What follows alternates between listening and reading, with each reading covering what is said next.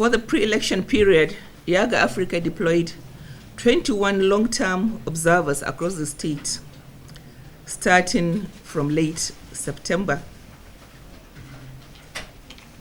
On the election day, we deployed 21 mobile observers, and for our parallel vote tabulation, the PVT, we deployed 500 citizen observers to a statistical sample of 250 polling units located across all 8 local government areas of Bayelsa State, as well as the 8 local government area result coalition observers to the local government area coalition centers. Yiaga Africa's preliminary statement highlighted shortcomings in the pre-election period, the election day environment, and the conduct of the polls on election day. In particular, PVT observers reported that there were no elections held. I take this again.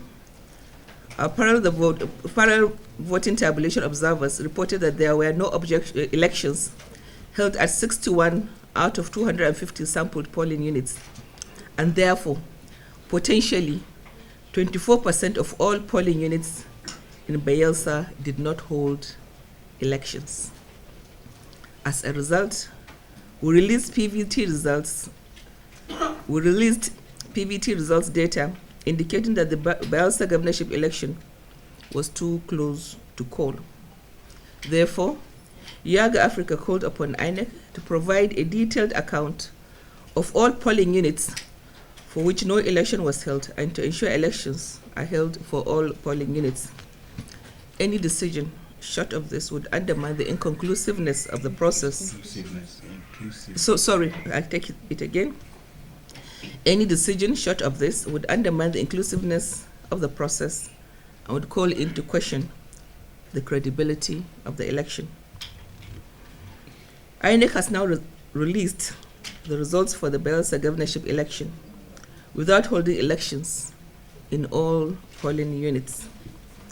INEC announced 352,552 votes, or 71% for the All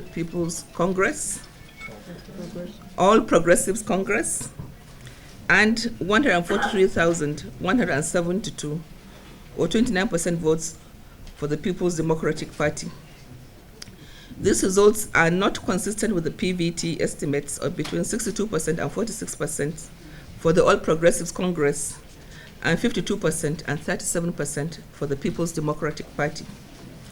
This suggests that the results would have been manipulated during the coalition process. If the tabulation process had been concluded properly, then INEC's official results would fall within the PVT estimates. Now, Yiaga Africa and its parallel vote tabulation. Yiaga Africa WTV adopts the parallel vote tabulation, the PVT methodology, for election day observation at the polling units. The PVT is a proven and advanced observation methodology that employs well-established statistical principles and utilizes sophisticated information technologies. Yiaga Africa Watching the Vote provides timely and accurate information on the conduct of accreditation, voting, and counting, as well as independently verifies the official governorship results as announced by INEC. PVTs are not exit polls. Watching the Vote citizen observers do not ask voters for whom they cast their ballots. Instead, the PVT relies on the official results from polling units for which there have been observers watching the entire process. This tested and proven election observation methodology has been deployed in over 50 countries around the world, including Nigeria. Most recently, Yiaga Africa deployed the PVT for the 2019 presidential election.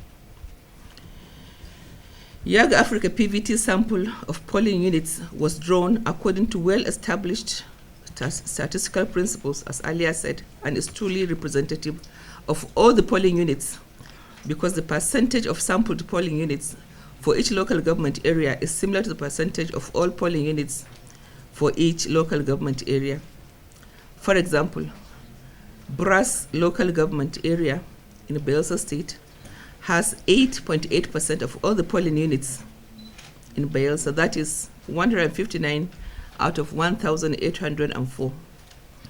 And 8.80%, representing 22 out of 250, the sampled polling units are in Brass local government area.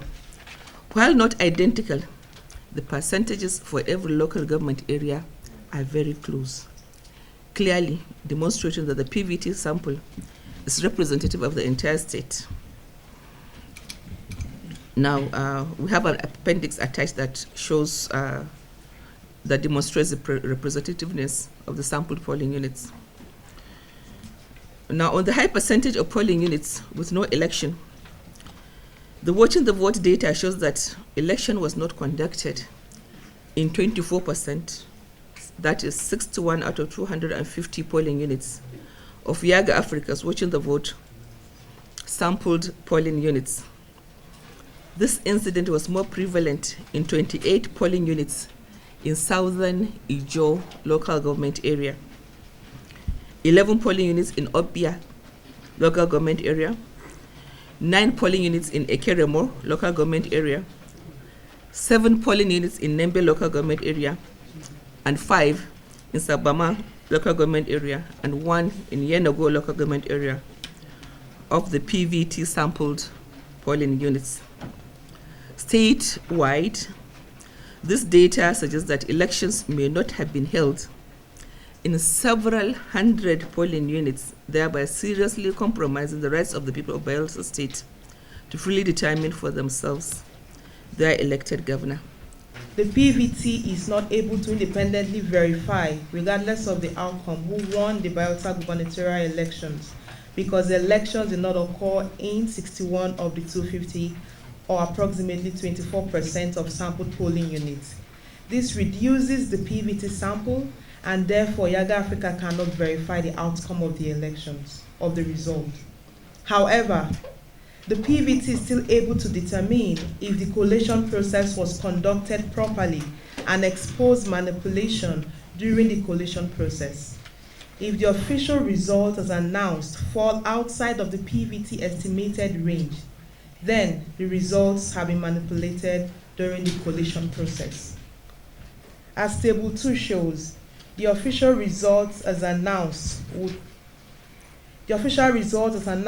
INEC for APC and PDP are not consistent with the PVT estimates, suggesting that the collation process may have been manipulated. INEC announced that APC received 352,552, or 71% of the votes, of the vote share, while the PVT estimated range is between 62 and 46%, meaning that the largest vote share APC could have received is 62% of the vote. Similarly, INEC announced that PDP received 143,172, or 29% of the votes, while the PVT estimated range is between 52% and 37%, meaning that the smallest vote share PDP could have received is 37, as against the reports, the result as announced. So if you look at the table, that is the distribution that we have on the table. Southern Ijo. Now, while the table shows discrepancies in other LGAs, the most significant manipulation of the collation process was for Southern Ijo. INEC's official result for APC is 124,803 votes, or 96%, while the PVT estimates the maximum vote share possible is 80%. At the same time, INEC's official result for PDP is 4,989, or 4%, while the PVT estimates the minimum vote share possible is 16%. We had to flag Southern Niger because on elections, the majority of our critical incidents came in from Southern Niger, revealing that materials for words were snatched, hijacked, and some thrown into the sea. And that was the reason we started tracking for polling units where elections did not hold. As noted above, 46% of PVT sampled polling units in Southern Niger held no election, suggesting that up to half of all polling units in the LGA did not open. However, INEC announced that a total of 130,121 votes were cast in Southern Niger out of the 165,449 registered voters for a turnout of 79%. This is not possible given the widespread failure of polling units to hold elections across the LGA. Watching the vote is for all Nigerians, beholden to none and driven by data. Since the commencement of the Watching the Vote initiative, Yiaga Africa has consistently told the people of Nigeria that if election results are accurate, we will confirm them. But if there is manipulation, we will expose it. The PVT data shows that there was no elections in approximately 25% of polling units and suggests that the collation process for the Bayelsa governorship election was manipulated. This calls into question the official results announced by INEC and credibility of this election. While the PVT cannot determine who has won the governorship election for Bayelsa, regardless of the outcome, the PVT estimates suggest that the official results were manipulated during the collation process. Yiaga Africa urgently calls on INEC to conduct an inclusive, transparent, and accountable audit of the Bayelsa gubernatorial results that involves political parties and civil society. The audit must include two elements. First, it must identify all polling units that had no election on November 16, so that the new elections can be held for those polling units. Second, it must recollate the results of those polling units that did not hold elections on November 16, so that the correct partial results can be determined. Yiaga Africa stands ready to work with INEC on this audit so that the people of Bayelsa can have confidence in the elections and the results of the 2019 governorship election. It is important to state clearly that beyond INEC, the attitudes, actions, and disposition of stakeholders like the security agencies and political parties could make or mar the credibility of any elections. The Bayelsa governorship election still experienced political parties building their campaign strategy around deploying sufficient money to buy the elections, acquiring arms, and paying thugs who are willing to disrupt the process. This practice remains inimical to democratic development in Nigeria and remains, regardless of what party benefits from the outcome of the election, the question on the development of our electoral democracy and the quality of participation remains a major challenge.